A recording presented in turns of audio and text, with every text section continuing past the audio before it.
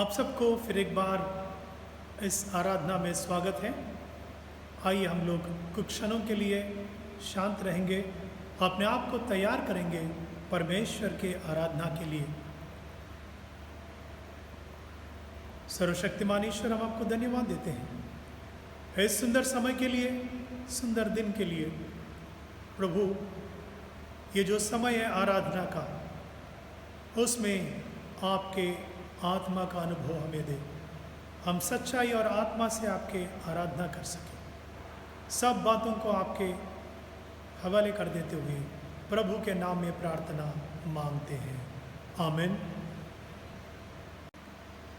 इस समय हम लोग गीतों के द्वारा परमेश्वर की स्तुति करेंगे और हमें इस स्तुति आराधना में अगुवाई करने के लिए हमारे कलीसिया के जवान लोग उपस्थित हैं और वो आपके अगुवाई करेंगे। हम सब मिलकर उनके साथ परमेश्वर की स्तुति करेंगे और उनका अनुभव करेंगे। परमेश्वर ने हमें सुंदर सा दिन दिए, सुंदर सा समय हमारे जीवन में दिखाया, इसलिए परमेश्वर को धन्यवाद देते हैं।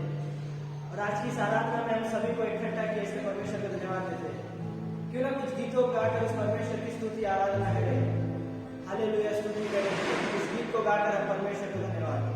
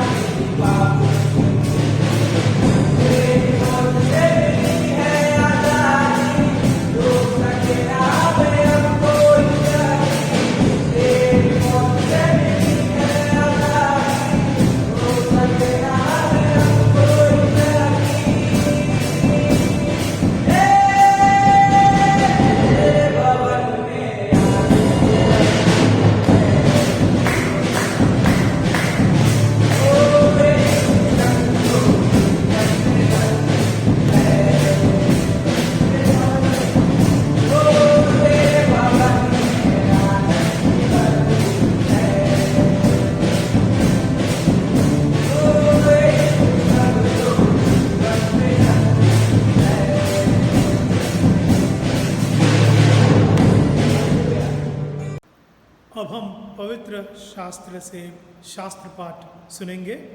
4 शास्त्र पाठ पढ़ाए जाएंगे आपके सामने, एक के बाद एक। 3 शास्त्र पाठ होने के बाद गॉस्पेल लेसन के पहले जो पवित्र सुसमाचार है उसके पहले एक विशेष गीत और होगा। और अभी हम लोग जो आज के लिए ठहराया गया विशेष प्रार्थना करेंगे। हे सर्वशक्तिमान परमेश्वर, आपके पुत्र प्रभु यीशु मसीह ने पापियों के हाथ अपनी मृत्यु स्वीकार कर पाप पर विजय प्राप्त की। हम पर अनुग्रह कीजिए कि हम उनके सिद्ध आदर्श के अनुसरण कर सके और उनके दुख भोग में संभागी हो, ताकि हम उनके प्रेम विजय पर अधिकाधिक आनंद मना सके। उन्हीं के द्वारा जो आपके और पवित्र आत्मा के साथ एक परमेश्वर है, अब तथा सदा सर्वदा जीवित और राज्य करते हैं। आमीन। गुड मॉर्निंग सभी को, प्रेज द लॉर्ड। आइए हम वचनों की ओर चलते हैं। यशायाह नबी की किताब उसका 61वां अध्याय 1 से 6 तक। यशायाह नबी की किताब उसका 61वां अध्याय 1 से 6 तक। प्रभु यहोवा का आत्मा मुझ पर है, क्योंकि यहोवा ने सुसमाचार सुनाने के लिए मेरा अभिषेक किया और मुझे इसलिए भेजा कि खेदित मन के लोगों को शांति दूं और बंदियों के लिए स्वतंत्रता का और कैदियों के लिए छुटकारे का प्रचार करूं, कि यहोवा प्रसन्न रहने के वर्ष का और हमारे परमेश्वर के पलटा लेने के दिन का प्रचार करूं, कि सब विलाप करने वालों को शांति दूं और सियोन के विलाप करने वालों के सिर पर की राख दूर करके सुंदर पगड़ी बांध दूं, कि उनका विलाप दूर करके हर्ष का तेल लगाओ और उनकी उदासी हटाकर यश का ओढ़ना ओढ़ाओ, जिससे वे धर्म के बांझ वृक्ष और यहोवा के लगाए हुए कहलाए हुए, जिससे उसकी महिमा प्रकट हो। तब वे बहुत काल के उजड़े हुए स्थानों को फिर बसाएंगे, पूर्व काल से पड़े हुए खंडरों में फिर घर बनाएंगे। उजड़े हुए नगरों को जो पीढ़ी से पीढ़ी उजड़े हुए थे, वे फिर नए सिरे से बसाएंगे। परदेशी आ खड़े होंगे और तुम्हारे भेड़ बकरियों को चराएंगे, और विदेशी लोग तुम्हारे हल चलाने वाले और दाख की भारी के माली होंगे। पर तुम यहोवा के याजक कहलाओगे, वे तुमको हमारे परमेश्वर के सेवक कहेंगे, और तुम जाति जाति की धन संपत्ति को खाओगे। ये प्रभु यीशु मसीह का वचन है। इफिसियों की पत्री उसका 5वां अध्याय 8 से 21 तक। Ephesians chapter 5 8 to 21। क्योंकि तुम तो पहले अंधकार थे, परंतु अब प्रभु में ज्योति हो। अतः ज्योति की संतान के समान चलो, क्योंकि ज्योति का फल सब प्रकार की भलाई और धार्मिकता और सत्य है। और यह परखो कि प्रभु को क्या भाता है। अंधकार के निष्फल कामों में सहभागी ना हो, वरना उन पर उलाहना दो, क्योंकि उनके गुप्त कामों की चर्चा भी लज्जा की बात है। पर जितने कामों पर उलाहना दिया जाता है, वे सब ज्योति से प्रकट होते हैं, क्योंकि जो सब कुछ को प्रकट करता है वह ज्योति है। इस कारण वह कहता है, हे सोने वाले, जाग और मुर्दों में से जी उठ, तो मसीह की ज्योति तुझ पर चमकेगी। इसीलिए ध्यान से देखो कि कैसी चाल चलते हो, निर्बुद्धियों के समान नहीं, पर बुद्धिमान के समान चलो। अवसर को बहुमूल्य समझो, क्योंकि दिन बुरे हैं। इस कारण निर्बुद्धि ना हो, पर ध्यान से समझो कि प्रभु की इच्छा क्या है। दाखरस से मतवाले ना बनो, क्योंकि इससे लूचपन होता है, पर आत्मा से परिपूर्ण होते जाओ और आपस में भजन और स्तुतिगान और आत्मिक गीत गाया करो, और अपने अपने मन में प्रभु के सामने गाते और कीर्तन करते रहो। और सदा सब बातों के लिए हमारे प्रभु यीशु मसीह के नाम से परमेश्वर पिता का धन्यवाद करते रहो। मसीह के भय से एक दूसरे के अधीन रहो। यह परमेश्वर का वचन है। परमेश्वर का धन्यवाद हो। सभी को प्रेज द लॉर्ड। आइए हम वचन पढ़ते हैं। भजन संहिता उसका 53वां वचन 1 से लेकर 6वां। मूड ने अपने मन से कहा कि कोई परमेश्वर है ही नहीं, वे बिगड़ गए, उन्होंने कुटिलता से घिनौने काम किए हैं, कोई सुकर्मी नहीं। परमेश्वर ने स्वर्ग से मनुष्यों के ऊपर दृष्टि की है, ताकि देखो कोई बुद्धि से चलाने वाला परमेश्वर को पूछने वाला है कि नहीं। वे सब के सब हट गए, सब एक साथ बिगड़ गए, कोई सुकर्म नहीं, एक भी नहीं। क्या इन सब अनंत कार्यों को कुछ भी ज्ञान नहीं, जो मेरे लोगों को ऐसे खाते हैं जैसे रोटी, और परमेश्वर का नाम नहीं लेते। वह उन पर छा गया जहाँ भय का कोई कारण न था, क्योंकि यहोवा ने उनकी हड्डियों को जो तेरे विरुद्ध छावनी डाले पड़े थे तितर बितर कर दिया। तूने तो उन्हें लज्जित कर दिया, इसलिए कि परमेश्वर ने उनको निकम्मा ठहराया है। भला होता कि इज़राइल का पूरा उद्धार सिय्योन से निकलता, जब परमेश्वर अपनी प्रजा को बंधुआई से लौटा ले आएगा, तब याकूब मगन और इज़राइल आनंदित होगा। यह परमेश्वर का वचन है। परमेश्वर का धन्यवाद।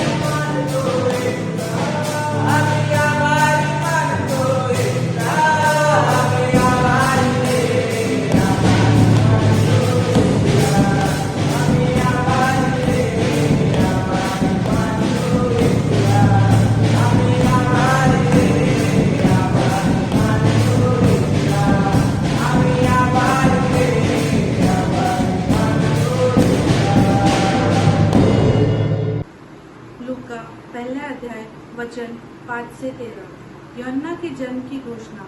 यहूदियों के राजा हेरोदेस के समय अबिदन्या के दल में जकरिया नाम का एक याजक था। उसकी पत्नी हारून के वश की थी, जिसका नाम एलिशिबा था। वे दोनों परमेश्वर के सामने धर्मी थे और प्रभु की सारी आज्ञा और विरोधियों पर निर्दोष चलने वाले थे। उनकी कोई भी संतान न थी, क्योंकि एलिशिबा बांझ थी और वे दोनों बूढ़े थे। जब वह अपने दल की पारी पर परमेश्वर के सामने याजक का काम करता था, तो याजकों की रीति के अनुसार उनके नाम की चिट्ठी निकली कि प्रभु के मंदिर में जाकर धूप जला। धूप जलाने के समय लोगों की सारी मंडली बाहर प्रार्थना कर रही थी। उस समय प्रभु का एक स्वर्गदूत धूप की वेदी की दाहिनी ओर खड़ा हुआ उसे दिखाई दिया। जकरिया देखकर घबराया और उस पर बड़ा भय छा गया। परंतु स्वर्गदूत ने उससे कहा, हे जकरिया, भयभीत न हो, क्योंकि तेरी प्रार्थना सुन ली गई और तेरी पत्नी एलिशिबा से तेरे लिए एक पुत्र उत्पन्न होगा। तू उसका नाम यूहन्ना रखना। यह परमेश्वर का वचन। परमेश्वर पिता का धन्यवाद हो। प्रभु यीशु ख्रिस्त में प्रिय भाई और बहनों, आप सबको आज का संदेश सुनने के लिए स्वागत करता हूं। और संदेश के पहले हम लोग प्रार्थना करते हैं। मेरे मुख्य शब्द और हमारे मनों के विचार आपके योग्य हो, पिता, पुत्र और पवित्र आत्मा के नाम में, आमीन। आज के प्रास्ताविक विषय है the filling of the Holy Spirit, पवित्र आत्मा से भरना या आत्मपूर्ण होना। पिछले इतवार को हम लोग पवित्र आत्मा के बपतिस्मा के बारे में चर्चा किए थे और सुने थे, और आज उसके बाद आने वाला बहुत इम्पॉर्टेंट विषय है कि आत्मा से भरना या आत्मपूर्ण होना। आप में से कई लोग D.L. मोदी के बारे में जानते हैं। D.L. मोदी जो है वो बहुत सारे परमेश्वर के कार्य किए थे और वो एक लोकमान्य परमेश्वर के सेवक थे। वो अपने जीवन में पवित्र आत्मा से भरकर कई आश्चर्य कर्म किए और हजारों लोगों को परमेश्वर के पास ले आए थे। इस आत्मपूर्ण होने के बाद बताते हुए कई बार वो एक एग्जाम्पल, एक उदाहरण हमेशा बताते थे। वो कहते थे कि मेरे जीवन में या मेरे दिल में दो कुत्ते हैं, एक है सफ़ेद और दूसरा काला, और मैं चाहता कि, और ये दोनों कुत्ते हमेशा लड़ते रहते हैं, और मैं चाहता कि उसमें से सफ़ेद कुत्ता जो पवित्र आत्मा को दर्शाता है वो हमेशा जीते। तो इसलिए मैं ऐसा करता हूँ कि जो काला कुत्ता है जिसको हारना है उसको खाना नहीं देता, और वो कमज़ोर हो जाते हैं, और जब लड़ाई करते हैं तो सफ़ेद कुत्ता जीत जाते हैं। इनका मतलब है कि आत्मपूर्ण होना या आत्मा से भरना हमारे जीवन में ऐसा अनुभव है कि वो दैनिक जीवन में चलने वाले अनुभव है, और अलग अलग विशेष समय में भी एक विशेष अनुभव भी है। जीवन आत्मवश होना, जीवन का चालक मालक पवित्र आत्मा बनना या पवित्र आत्मा होना ही आत्मा से भरना होता है। इसका मतलब है कि आपके ड्राइविंग सीट पर कौन है, आप खुद है या पवित्र आत्मा आपके जीवन को चलाता है।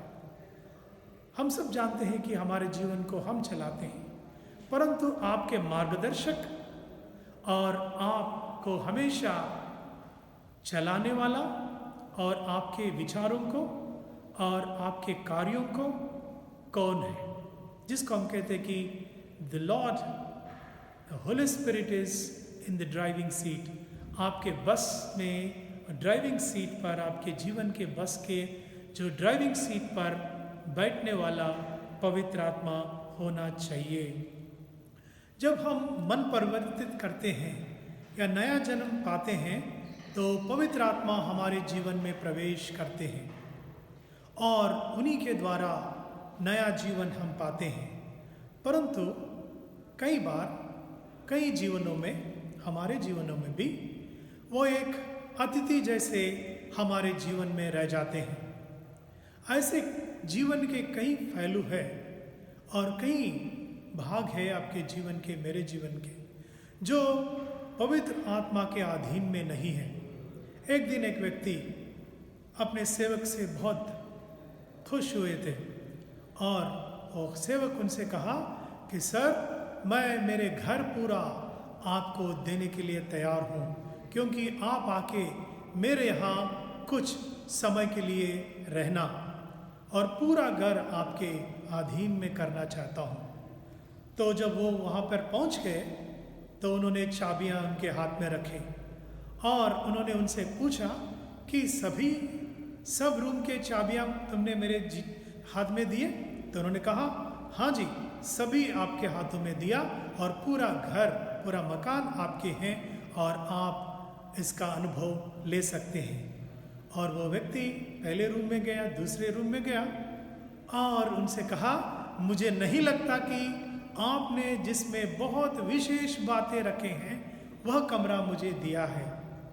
तो व्यक्ति उनके सामने आकर वो सेवक शर्मिंदा होकर कहे कि हाँ, एक छोटा सा रूम है जिसमें मैं आपको जो नहीं देना चाहता हूँ उन बातों को रखकर वहाँ मैंने उस रूम को ताला बंद कर दिया। प्रियो, कई बार हमारे अनुभव ऐसे ही है, जो पवित्र आत्मा हमारे जीवन में प्रवेश करते हैं, हमारे मन परिवर्तित के समय वो जीवन भर कई बार ऐसे ही रह जाते हैं कि एक अतिथि के रूप में कई कमरे बंद है जो हमारे इशारे पे ही चलते हैं और उनसे छुपाकर हमने रखे हैं। और ऐसा अनुभव आपका और मेरा भी है, जिससे आत्मा पूर्ण होना, पवित्र आत्मा से भरना संभव नहीं है। पवित्र आत्मा से भरना परमेश्वर का उद्देश्य है हर व्यक्ति, हर विश्वासी के लिए। और यह परमेश्वर का आज्ञा भी है जो हम लोग परमेश्वर के वचन में पढ़ते हैं। आप इफिसियों के पत्री उसका 5वां अध्याय उसका 18वां वचन पढ़ते हैं तो वहाँ पे ऐसा लिखा हुआ है कि धाकरस से मतवाले ना बनो, क्योंकि इससे लुचपन होता है, पर आत्मा से परिपूर्ण होते जाओ, क्योंकि यह परमेश्वर का उद्देश्य है। प्रिय भाइयों और बहनों, हमारे जीवन में आत्मपूर्ण होकर अपने जीवन को बिताना, परमेश्वर के कार्य करना, ये कोई मनुष्य की इच्छा नहीं है। कोई किसी का उनको अच्छा लगता है ऐसा होना और उसके लिए नहीं, परंतु परमेश्वर के आज्ञा मान के, उनका उद्देश्य मान के हमें इस बात को करना है। एक व्यक्ति ने कहा, पीटर गिलक्रिस्ट ने कहा कि आत्मपूर्ण होना यानी पवित्र आत्मा ज़्यादा मिलना, ऐसा मतलब नहीं है, परंतु पवित्र आत्मा को आप ज़्यादा मिलना आत्मपूर्ण होना होता है। इसका मतलब है कि पवित्र आत्मा आपके इंतज़ार कर रहे हैं कि कब आप पूरी तरह अपने जीवन को उनके सन्मुख लाते हैं और उनको समर्पित करते हैं। जब आपके जीवन का पूरे हिस्से जो है वो पवित्र आत्मा को मिल जाता है तो आपको आत्मा के वश कर देते हैं और आत्मा से भरते हैं। और वही अनुभव के बारे में आज हम लोग बातें कर रहे हैं। रोमियों के पत्री में हम लोग एक बात देखते हैं जो आत्मा के बातों पर मन लगाना है। इसका मतलब है कि अगर आपको पवित्र आत्मा से भरना है, इस विशेष अनुभव को पाना है उनके कार्य करते हुए, तो आपको पवित्र आत्मा के अनुसार चलना है। We need to walk by the Spirit। और वो कैसा हो सकता है, वो दैनिक जीवन के बारे में बातें कर रहे हैं कि क्योंकि शारीरिक व्यक्ति शारीरिक बातों पर मन लगाते हैं, परंतु आध्यात्मिक व्यक्ति आत्मा के बातों पर मन लगाते हैं। रोमियों के पत्री उसका 8वां अध्याय 5वां वचन।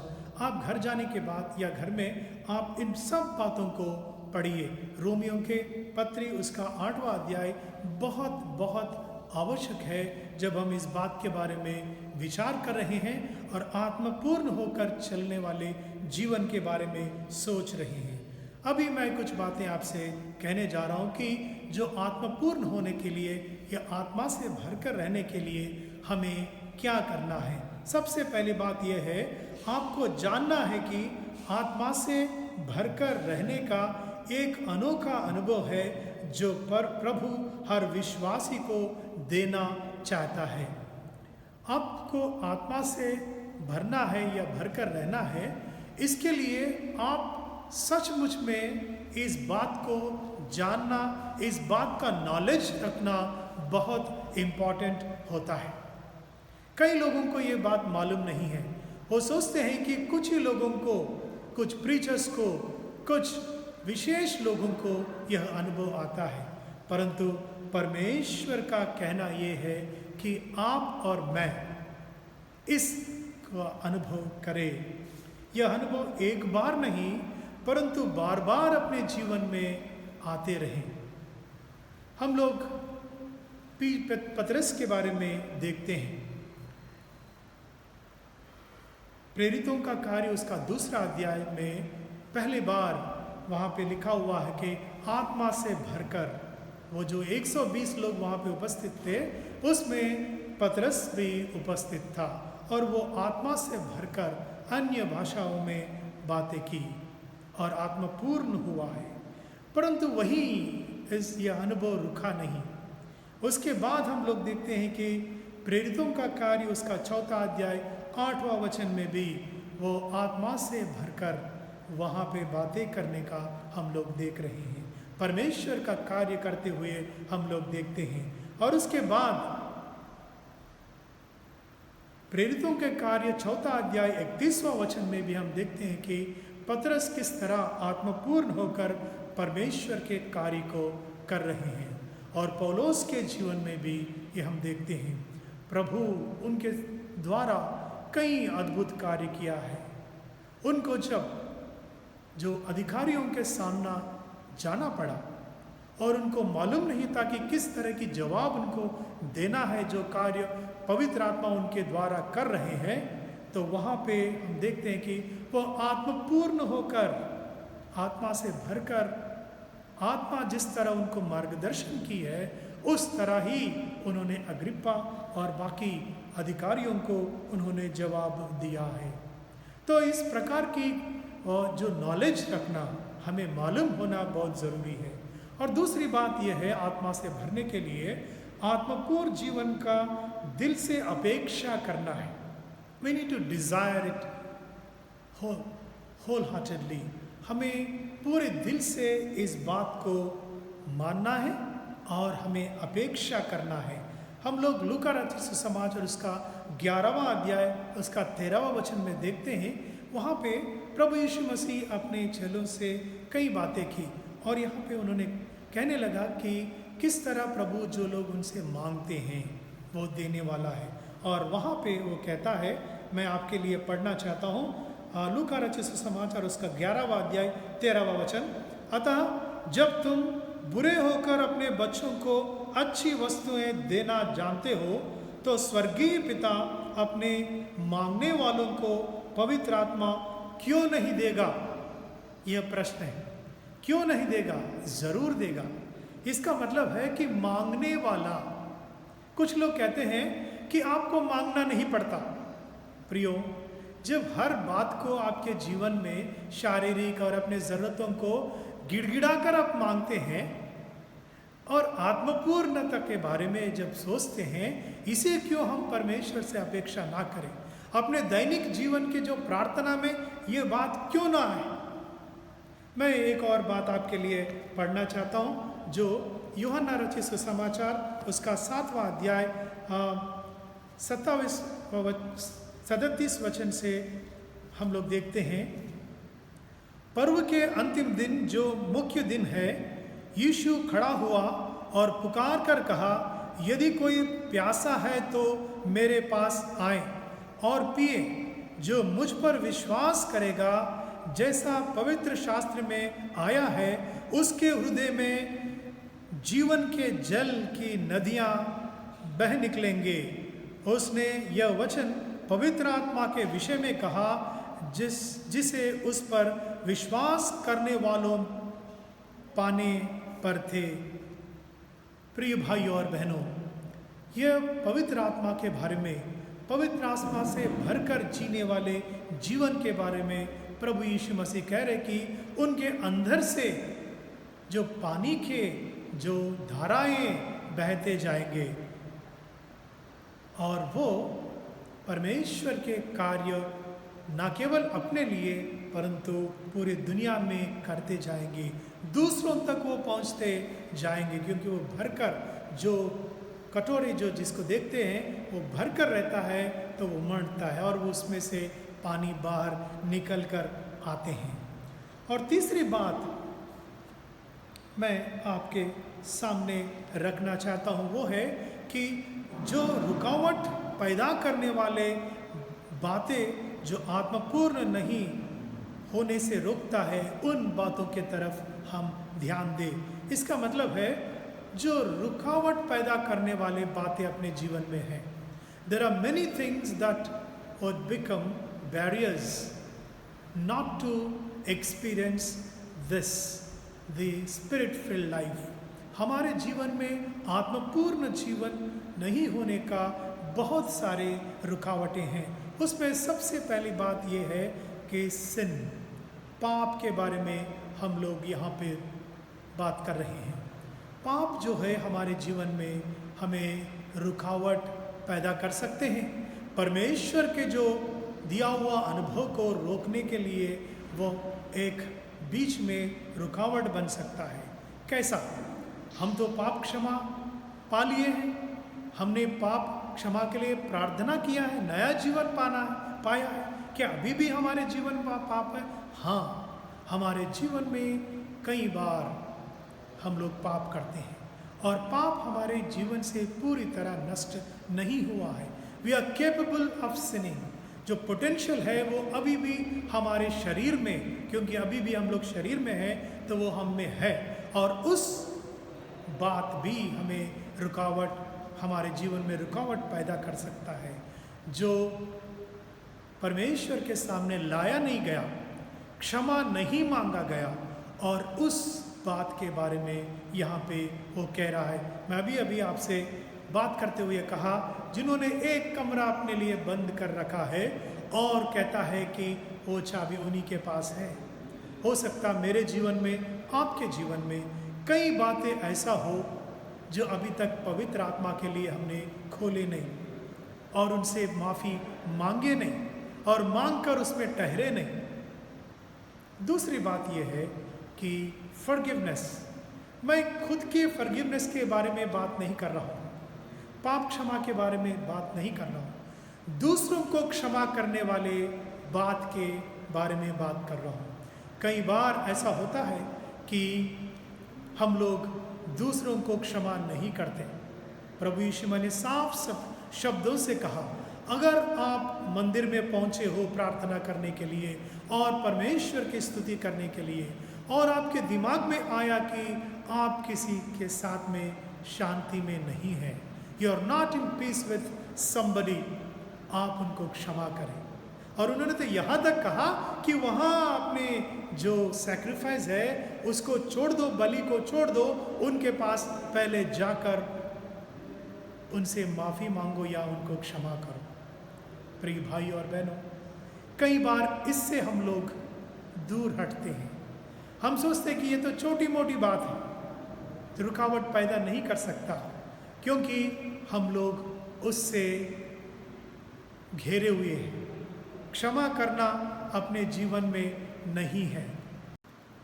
इस बात को फिर एक बार मैं जोर देना चाहता हूँ और दोहराना चाहता हूँ कि हम लोग अपने लिए अपने पाप क्षमा पाना जितना आवश्यक है उतना ही आवश्यक है कि हम लोग दूसरे को क्षमा करें और उनसे शांति में हमारे जीवन बिताएं, क्योंकि यह सबसे बड़ा रुकावट पैदा कर सकते हैं। हम लोग परमेश्वर से जो आत्मपूर्ण जीवन की अपेक्षा कर रहे हैं उसको रोक सकता है। तीसरी बात यह है कि आज्ञाकारिता, ओबीडियंस। कई बार ऐसा होता है कि हम लोग आज्ञाकारी है, परंतु कुछ बातों के लिए आज्ञाकारी है और कुछ बातों के लिए नहीं। और एक ही बात में जब उसको आज्ञाकारिता जब दिखाते हैं, ओबे होते हैं, पार्शियल ओबीडियंस कई बार होता है। मतलब कुछ हद तक हम लोग कर देंगे, कुछ हद तक हम लोग बोलते हैं कि अगर नहीं करें तो भी चलेगा।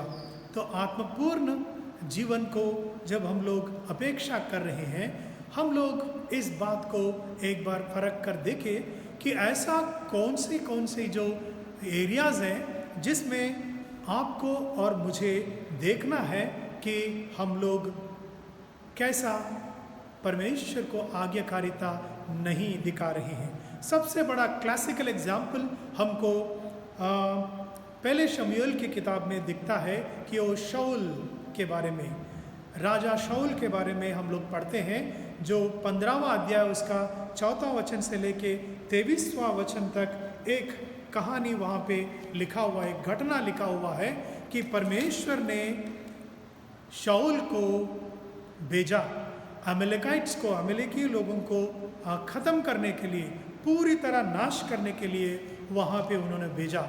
उन्होंने उनको नाश करते करते वहाँ पे उनकी नज़र में जो अच्छे चीज़ें हैं, जो प्रॉपर्टी है, वहाँ पे भेड़ बकरियों को और गाय बैलों को उन्होंने बचा के रखा और कह रहे हैं कि ये इसलिए बचा के रखा ताकि मैं परमेश्वर के लिए बलि चढ़ाऊं। तो वहाँ पे उनके पास में प्रभु ने अपने सेवक और अपने नबी को, शमूएल को वहाँ पे भेजा और उनसे बातचीत किया। और बातचीत करते हुए यहाँ पे जो बात कहा उन्होंने, मैं आपके लिए पढ़ना चाहता हूँ। क्या यहोवा होम बलि और मेम बलियों से उतना प्रसन्न होता है जितना कि अपनी बात के मानने जाने से प्रसन्न होता है? सुन, मानना तो बलि चढ़ाने से और कान लगाना मेढ़ों की चर्बी से उत्तम है। इसका मतलब है कि obedience is better than sacrifice. हम लोग प्रभु को प्रसन्न करने के लिए बहुत सारे चीज़ें कर सकते हैं, परंतु वो कह रहा है कि मेरे बात मानने से आप इनकार करते हो और प्रसन्न करने के लिए बहुत सारे चीज़ें करना चाहते हो और मानते हैं कि मैं आत्मपूर्ण होना चाहता हूँ। प्रभु हमें सहायता करे कि इन बातों को हम लोग पहचान लें और उस बात को छोड़ दें दैनिक जीवन में और विशेष बातों में। चौथी बात यह है कि आत्मपूर्णता हमें अपने व्यक्तिगत जीवन में परमेश्वर के इच्छा पूरा करने के लिए और कलीसिया के कार्य परमेश्वर की महिमा के लिए पूरा करने के लिए होना चाहिए। अलग शब्दों में मैं कहना चाहता हूँ, इट इज़ नॉट फॉर, मतलब व्यक्तिगत तरीके से हम लोग जो सोचते हैं कि एक जोश पैदा करने के लिए, लोगों को बताने के लिए भी मैं आत्मपूर्ण हूँ, और दिखावा के लिए आत्मपूर्ण होना परमेश्वर का उद्देश्य नहीं है। आपके और मेरे व्यक्तिगत जीवन में बेहतर जिंदगी जो परमेश्वर चाहता है कि भरपूर जिंदगी जीने के लिए और परमेश्वर के विशेष कार्यों को करने के लिए प्रभु हमें आत्मपूर्ण करना चाहते हैं। And the filling of the spirit is that. हम लोग यशायाह नबी के किताब उसका 61वां अध्याय जो हमारे लिए पढ़ाए गए, और वो मैं कुछ शब्द आपके लिए वहाँ पे पढ़ना चाहता हूँ। वहाँ पे प्रभु यीशु मसीह के बारे में कहा हुआ एक नबूवत है, और वहाँ पे लिखा हुआ है, प्रभु यहोवा का आत्मा मुझ पर है, क्योंकि यहोवा ने सुसमाचार सुनाने के लिए मेरा अभिषेक किया, और मुझे इसलिए भेजा है कि खेदित मन के लोगों को शांति दो, कि बंदियों के लिए स्वतंत्रता का और कैदियों के लिए छुटकारा का प्रचार करूं। और कई बातें और यहाँ पे लिखा हुआ है। नाज़रेथ मैनिफेस्टो हम लोग इसको कहते हैं। इसका मतलब है प्रभु यीशु मसीह का जो मैनिफेस्टो, उनकी सेविकाई का जो कार्य का जो विशेषताएं हैं, वो पवित्र आत्मा के कार्य से हुआ है, और वो लोगों को परमेश्वर के वचन सुनाने के लिए, बंदियों को रिहा करने के लिए, ये बातें सब परमेश्वर के सेविकाई मिशन के लिए दिया गया है। प्रभु हमें सहायता करें जब हम परमेश्वर के पास आते हैं, उनसे मांगते हैं, अपेक्षा करते हैं, तो हम उनसे कहें कि आप कौन कौन से परमेश्वर के कार्य करने जा रहे हैं, कलीसिया के अंदर में, सारे जगत में। प्रभु ज़रूर आपको और मुझे उनकी आत्मा से भरेगा और आत्मपूर्ण जीवन बिताने के लिए हमें सहायता करेगा। प्रभु इन बातों को आपके लिए आशीषित करें और कई बातें इसमें से सीखने के लिए सहायता करें। आमीन। मैं आपको कुछ ज़रूर सूचनाएं देना चाहता हूं। उसमें से एक है कि आप सब जानते हैं लॉकडाउन फिर बढ़ाया गया है 31 जुलाई तक का, और आराधना के लिए कब चर्च खुलेंगे इसका कुछ भी हम लोग अभी इस समय बता नहीं सकते हैं। चंद्रपुर डिस्ट्रिक्ट के कुछ पास्टर्स मिलकर कलेक्टर से अप्रोच किए हैं, विनती की है कि वो हमें परमिशन दे चर्च खोलने के लिए और जो नियम है नियमों के अनुसार आराधना करने के लिए।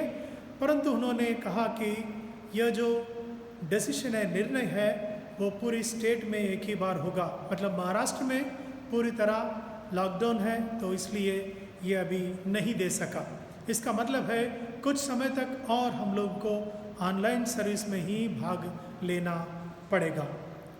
दूसरी सूचना ये है कि हम लोग आपसे पिछले कुछ हफ्तों से रिक्वेस्ट कर रहे थे और सूचना दे रहे थे कि अभी हमारे जो एजीएम है, एनुअल जनरल मीटिंग, जो वार्षिक सभा है, उसकी तैयारी शुरू हो रही हैं और उसमें सबसे पहली इम्पॉर्टेंट बात ये होता है कि हम लोग वोटर्स यादी तैयार करें, वोटर्स लिस्ट तैयार करें और वो पहले लिस्ट, सेकंड लिस्ट और फाइनल लिस्ट होता है।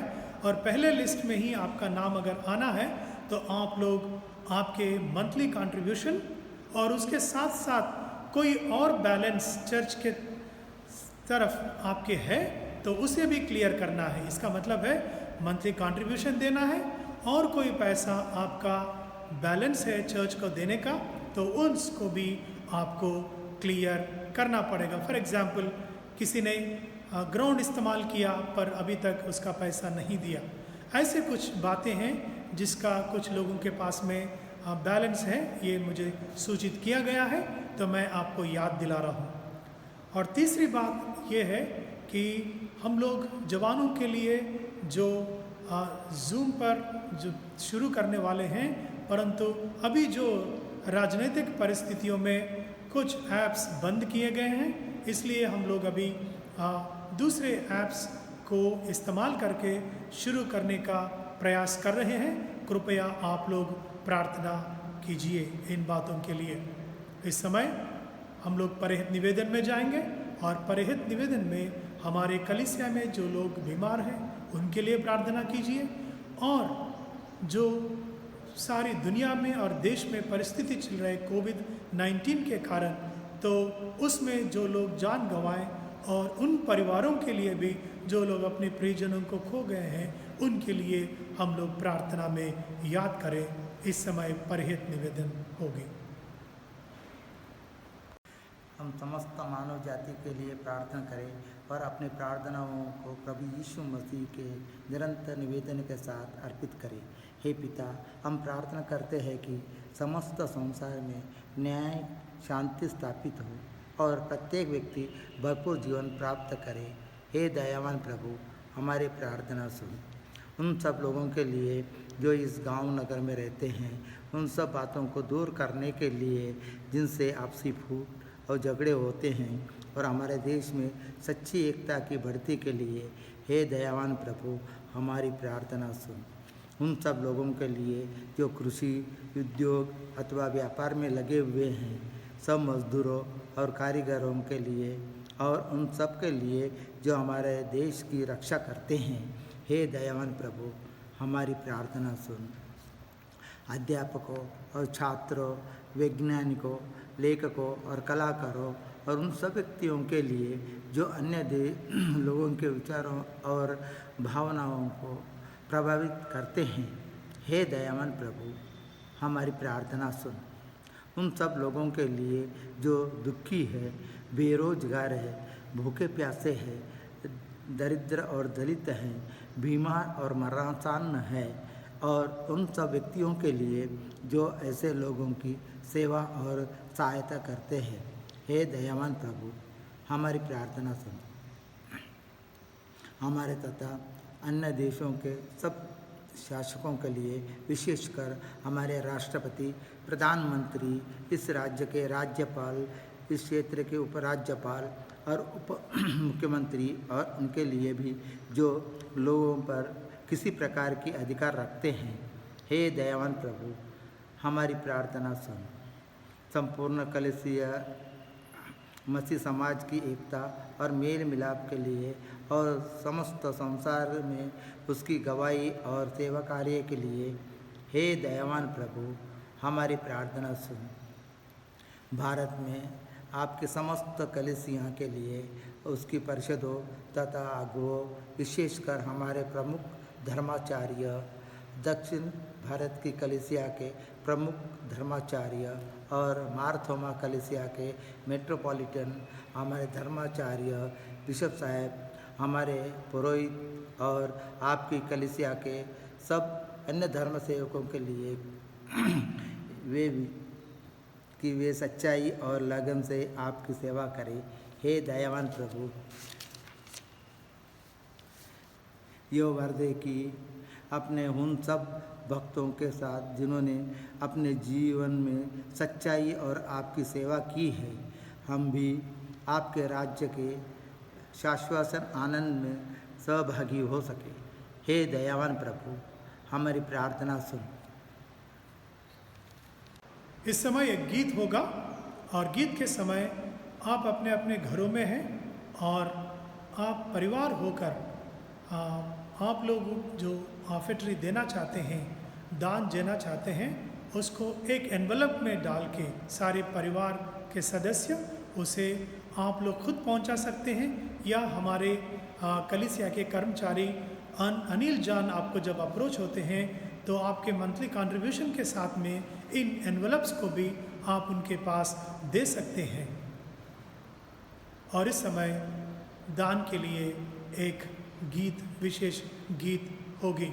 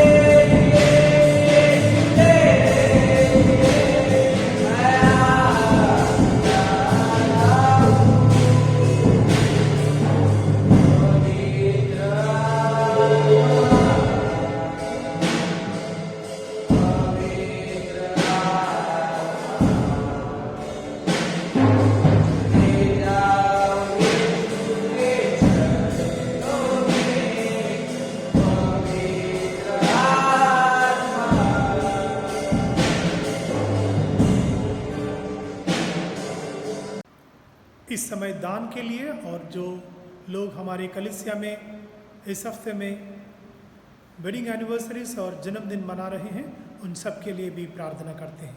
सर्वशक्तिमान ईश्वर, आपने हमें जो दिया है उसी में से हम लोग ने आपको भेंट चढ़ाया है। प्रभु, यह जो पैसा हमने इकट्ठा किया है उसके द्वारा कलीसिया के ज़रूरतें पूरी हो जाए और आपके मिशन के कार्य में वो इस्तेमाल किया जाए और इसके द्वारा व्यक्तिगत और पारिवारिक जीवन आशीषित हो।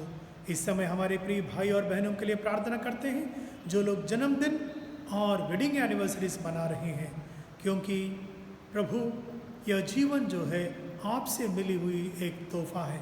इस जीवन को हम लोग अच्छी तरीके से अनुभव करने के लिए और आगे बढ़ाने के लिए आपकी मदद हमें चाहिए। प्रभु इन सब को आपके हाथों में रखते हैं। प्रभु के नाम में प्रार्थना हम मांगते हैं, आमीन। आइए हम लोग प्रभु की प्रार्थना कहेंगे। ये हमारे पिता, तू जो स्वर्ग में है, तेरा नाम पवित्र माना जाए, तेरे राज्य आए, तेरी इच्छा जैसे स्वर्ग में पूरी होती वैसे पृथ्वी पर भी हो। आज दिन भर की रोटी आज हमें दे। हम जैसे अपराधियों को क्षमा करते हैं वैसे ही हमारा अपराधियों को क्षमा कीजिए। हमें परीक्षा में ना डाल परंतु बुराई से बचाओ, क्योंकि राज, पराक्रम और महिमा अब सदैव आपकी है, आमीन। हमारे प्रभु यीशु मसीह का अनुग्रह, परमेश्वर पिता का प्यार, पवित्र आत्मा की संगति और सहभागिता हम सब के साथ अब और सदैव बने रहे, आमीन। शालोम।